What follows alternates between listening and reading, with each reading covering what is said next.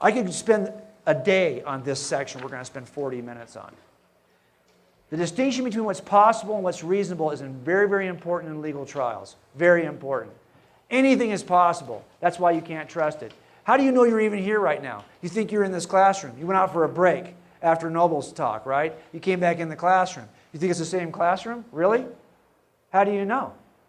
You know what we gave you for breakfast, right? You eat those bacon? It was great bacon, by the way. Wasn't that great bacon? Yeah, right. Well, it was laced with our alien drug, which we gave you, to make you believe this is a classroom. You're actually now on the mothership. We've got you. We're going to take you away. You think you're in a classroom listening to my talk, when in fact you're being examined on a table right now by aliens who have got you in this deep trance coma where you think you're experiencing this. And in fact, when you wake up tomorrow morning, you'll realize it was all an illusion.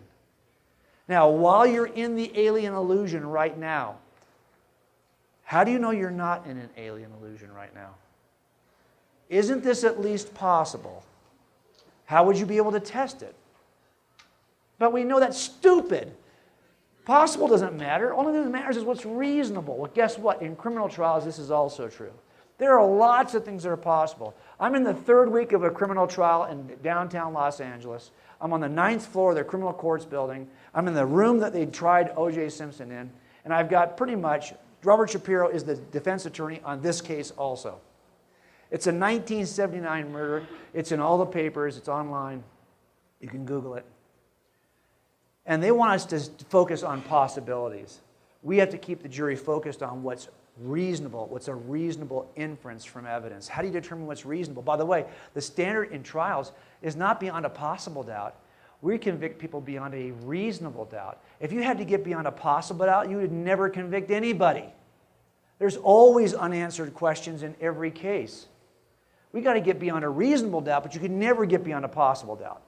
That standard is just too unrealistically high. Make sense? So how do we know the difference? Well, I'm going to show you how to get between reasonable, from possible to reasonable. I'm going to do it using a death scene. Not every death scene is a murder. Here's a guy laying dead on the floor. Okay? Now, there are lots of ways to die. This may not be a murder at all. As a matter of fact, there are always different explanations. You could die naturally. You could have a heart attack. You could die accidentally. You could fall and hurt yourself. Or you could die through a suicide. Or you could die by way of a homicide. How do I know which of these 4 I have in front of me? Right now, you could say all these are possible. But possible doesn't count. Reasonable is what counts. So given the evidence I have in the room right now, which is pretty slim, I got a dead guy laying face down. That's it. Which of these 4 can I rule out as impossible?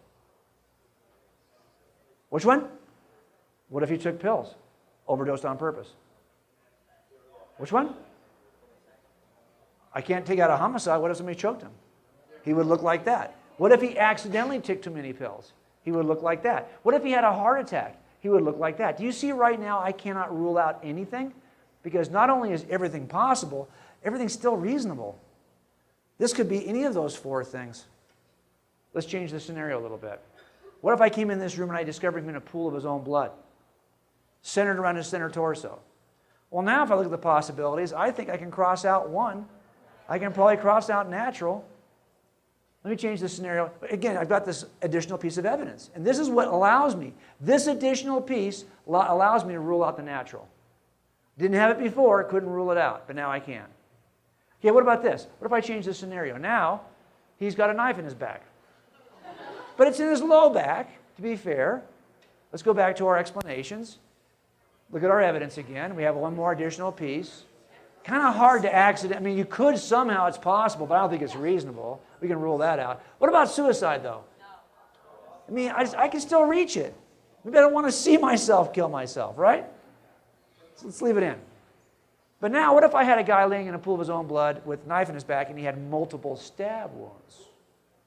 That would change things, I think. Let's go back. Our evidence now is 1 deeper. We've got multiple stab wounds. Can I rule out suicide now? I mean, unless this guy's incredibly flexible and he can, reach that. I can reach there. And he's got a super high tolerance for pain, He can just stab himself. I'm not done yet. It's about right. No, I don't think he's doing that. So I think it's reasonable now for us to rule out suicide. And of course, I could go one more level. What if we had the same crime scene and we actually had bloody footsteps leading away from his body? How are you able to stab yourself in the back multiple times, then walk away in your own blood? That's tough. So I think given this additional piece, now we're really confident that we can rule out suicide. We have a homicide here. Now I got to stay and work it. Do you see what we did to get from possible to reasonable? This is an important process. This is a skill set that detectives use every day. By the way, this is Jimmy before he went in the academy. He was working at Trader Joe's, and the last week he shaved his head getting ready for the academy. I said, get on the floor before I have, he's going to be gone. I want to take a picture real quick so I can do this Photoshop. So anyway, the point is, no one was killed in the production of this PowerPoint, okay? So that's the important thing. Now, this is called abductive reasoning. And what abductive reasoning is when you make two E-lists.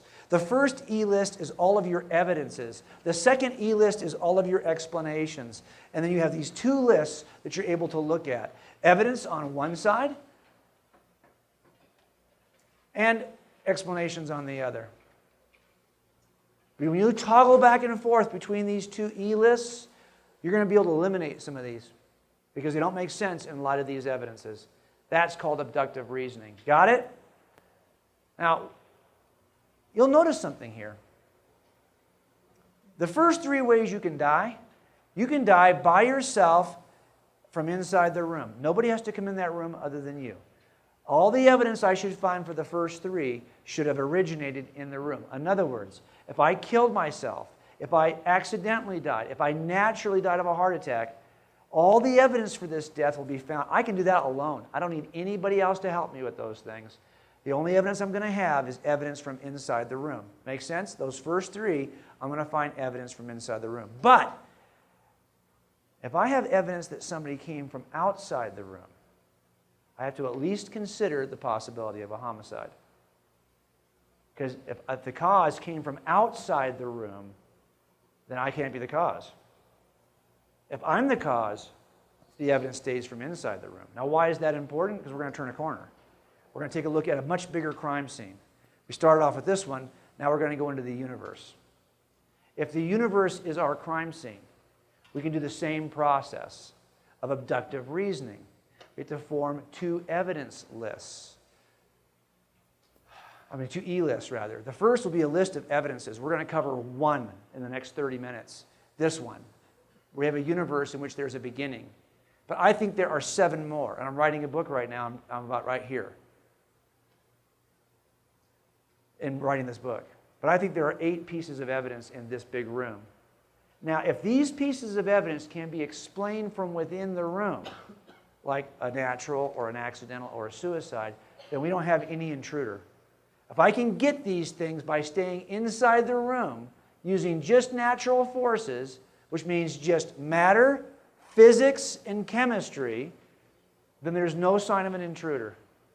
On the other hand, if I have to go outside the room to account for any of these, then I've got a problem with naturalism. Because if I have to go outside the natural order to get those, now I'm describing something supernatural.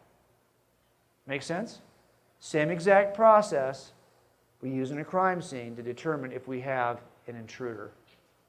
Let's take a look at the first one, a universe with a beginning. This is evidence for God's existence from cosmology, and it's sometimes called the cosmological argument, right? Well, it's always called the cosmological argument. But it starts with the principle of causality. If you were the first person in this room this morning, the very first person, nobody else is here, and when you walked in, you saw this soccer ball rolling across the room, what's the first thing you're going to look for? Yeah, who kicked it? Why are you going to look for a kicker? Because the ball doesn't just start moving on its own. Bingo. That's the law of causality. And in science, we know there are several things that cause other things. We know if we've got an effect, it has a cause. The effect here is the rolling ball. Well, if I've got a rolling ball, I've got something that started it. Something caused it to roll. Also, anything that begins has a cause. If the ball began to move, there was something or someone who began it to move. Also, things that change over time have a cause. If the ball's position in the room is changing over time, I've got good reason to believe there's something that initiated those changes. Also, anything that's finite is cause. Anything that is limited has a cause. If the ball's always been rolling, then it needs no cause. But if it's a limited time of rolling, it has to have a cause. You can't do science without these truths. Even in quantum physics, where we're not quite sure, we're not sure actually if things at that level are uncaused or if we just don't know how they're caused. Is it an ontological problem or is it an epistemological problem? We're not quite sure. But still, causality, if you don't believe any of this stuff, you can't do science. As a matter of fact, one of the most important skeptics in history, David Hume, was quick to say, I don't even reject causality. I never asserted so absurd a proposition as that anything might arise without a cause. So how do we apply this to the beginning of the universe? Well, it's called the cosmological argument, and this is what it looks like. If you can't write it all down, don't worry, I'm going to send it to you. But cosmos basically means the whole universe. The whole universe. So this argument involves the existence of the whole universe and how it began. Here's what it looks like. 1, the universe has a beginning. 2, anything that has a beginning must have been caused by something else. That's the principle of causality. 3, well, if that's the case, then the universe has a cause. If it had a beginning, and everything that has a beginning has a cause, then the universe has to have a cause. Okay, well, what could cause it? Well, whatever caused it, it can't also be caused, because if it's also caused, we're going to look for the cause of that thing. As a matter of fact, every atheist physicist is looking for the same thing. We're looking for the first uncaused cause. What is that thing that is eternal, that has caused this thing, the universe, that's not eternal? We're all looking for it. What could it be? But whatever it is, it cannot also be caused, or we have a problem called infinite regress.